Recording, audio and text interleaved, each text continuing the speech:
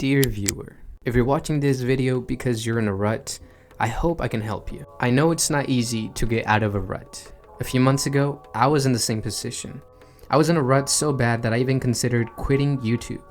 Now, of course, deep down, I wanted to get out of this rut because I did not want to quit. I wanted to get back to my old self, the one that was so motivated and full of hope and confidence of my work. I wanted to get back the passion I lost. Now, you might be wondering, how did I get to that point? Well, it all started when I was learning about entrepreneurship and what an awesome opportunity YouTube might be. I got so excited and I bought a course that promised great results with a lot of hard work and patience. I read that those who purchased this program were getting around 1,000 subscribers in 6 months. After seeing that, I thought, wow, I could do that. And so I went. I started this YouTube channel, and it was also recommended that I publish 2 videos a week in order to get the best results. And I also did that. I started to crank video after video every week. I was sleeping late and waking early in order to produce these videos. My passion was a fiery dragon. I started to let go of spending time with friends. I let go of some time that was for playing my guitar. I let go of time that was for reading my books. All in the name of getting to my goal as fast as I could. And I went on and on with this for a while. That is when I realized that after cranking video after video, there was very little growth. I saw that the results that I initially expected were starting to escape from my reach every single week.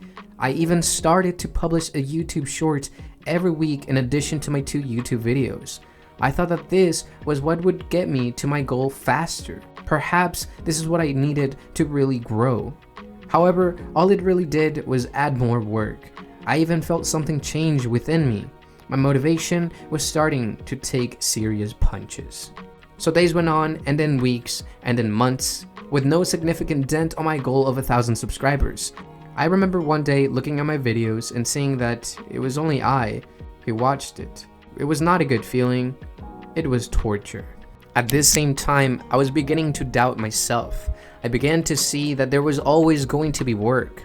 Once I finished some videos this week, I had to prepare to finish other videos the next week.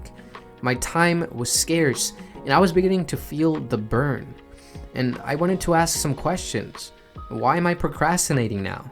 Was it that I lost motivation, or that I did not want this enough? Did I let go of myself? And well, I didn't really have an answer. However, it was when I saw the dim results that I first considered quitting. Not seriously, but it was enough to make me think. I reflected on this thought, and I came to the conclusion that it was totally wrong. Quitting was not an option. I mean, the stakes were too big. My dreams of entrepreneurship and great ambition were depending on me. My future life that I envisioned would start to crumble if I quit. If I quit, I would throw away months of work, and quitting was not something I do. So I kept going despite feeling like crap. So if at this moment this story is inspiring you, I ask that you may please like this video so that it can help the YouTube algorithm know that it's a decent video at the very least. Alright, thank you very much if you did, but let's keep going. Little did I know that this was the worst decision I had made. So because I decided to keep going, I felt my motivation fleeing me each week. Each week, a piece of my passion was bitten off. Each week, my dreams seemed even more distant. Each week, the fear of failure grew bigger and bigger. I ignored these early signs, and I paid a great price for it. It was when I had been doing this for about 8 months when I had already lessened the workload because of school and work. I was publishing 1 video and 2 shorts a week now. And of course I kept the pace up until I reached December, when I broke down. It was then that I saw what I had feared, failing. Realizing that broke me.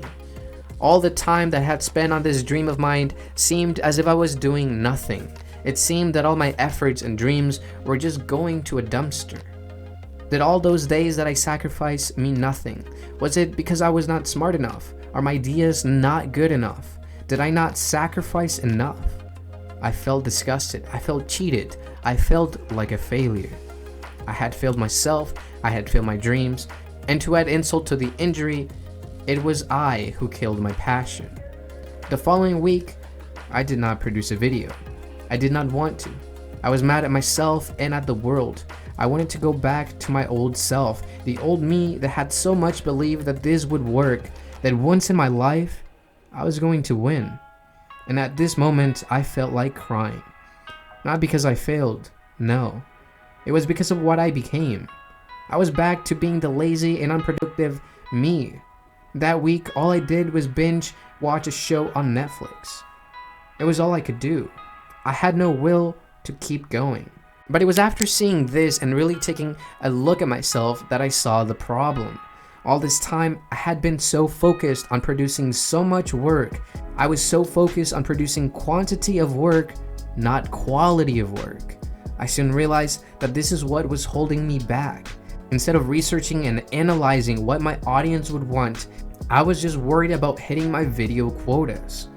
I was so busy producing that I had no time to innovate. I had no time to improve my strategy. All I was doing was busy work. All work, no brain. And my mind and body were trying to tell me this, but I ignored them like a fool. It was thanks to this break that I could finally see. All this time I was moving so much that I forgot to pause. Pause in order to get some rest. Pause because I needed to. Pause not because I was being lazy, but because it was the right move. Pause because that is what was going to make this channel grow, not more content. It was not the lack of movement that held me back, but the lack of pauses. So I hope you can learn about my experience with pauses.